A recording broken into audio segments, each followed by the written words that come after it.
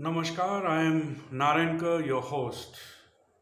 The high stake battle for Bengal has begun this morning, where 30 constituencies are up for grabs for the ruling TMC, BJP, and Congress left ISF alliance.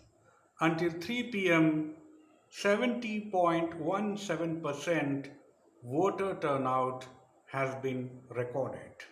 So, what is the meaning for this large voter turnout percentage? A high voter turnout is usually a sign of anti incumbency.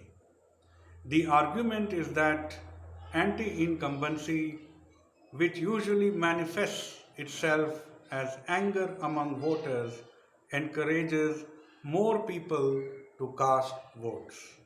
But it is not that straightforward. High voter turnout could also be a reflection of a strong pro incumbency sentiment.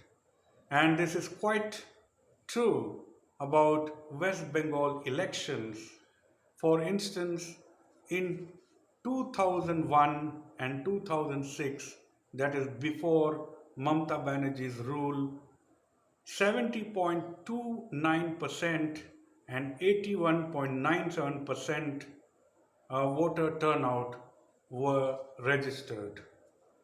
In 2011 and 2016, when Mamta Banerjee roamed home to power, West Bengal recorded 84.33% and 83.02% voter turnout. Therefore, it is quite difficult to say whether the turnout percentages in West Bengal indicates anti-incumbency or pro-incumbency sentiments. However, from the kind of news that is coming in is very important to note. These incidents throw light on the TMC's lack of confidence in winning the election. One major news coming in is the vandalization of the car belonging to Suvendu Adhikari's brother in West Medinipur, which is the bastion of Adhikari Bandhus.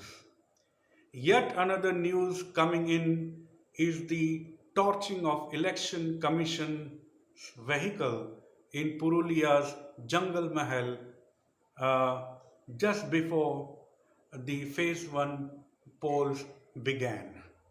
Another news coming in is the decision of the TMC to meet Bengal election CEO with regards to the alleged discrepancy in the voter turnout data.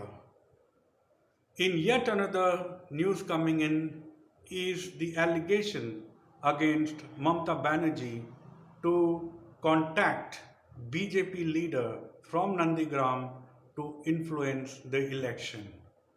So, ladies and gentlemen, what all this suggests is that it shows that Trinamool Congress is frustrated that the people are not voting for them.